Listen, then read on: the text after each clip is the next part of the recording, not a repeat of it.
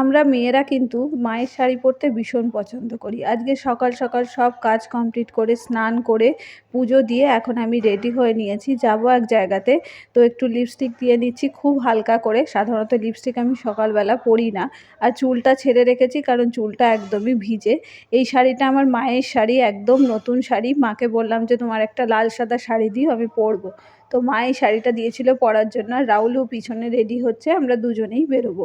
তো আজকে এই লাল সাদা শাড়িটা আমাকে পরে কেমন লাগছে অবশ্যই কিন্তু জানিও। আর এই ড্রাগন ফল দুটো আমি যেখানে যাচ্ছি সেখানে নিয়ে যাচ্ছি আমার বড় মামার জন্য, কারণ এই ফল দুটো আমাদের বাড়িতেই হয়েছিল। তো আমাকে এই শাড়িটা পরে কেমন লাগছে তোমরা অবশ্যই জানিও। আর আমার চুলটা কিন্তু দিন দিন অনেকটাই লম্বা হয়ে গিয়েছে, আর লম্বা চুল আমার বাড়ির সবার ভীষণ পছন্দ, সেই জন্য কাটতে পারি না। তো ফাইনালি আমরা টোটোতে করে উঠে পড়লাম, যাচ্ছি এখন। তো আজকের ভিডিও কেমন লাগলো অবশ্যই কমেন্টে জানিও। ভিডিও ভালো লাগলে আমার চ্যানেলটাকে সাবস্ক্রাইব করে দিও, পাশে থেকেও। দেখা হচ্ছে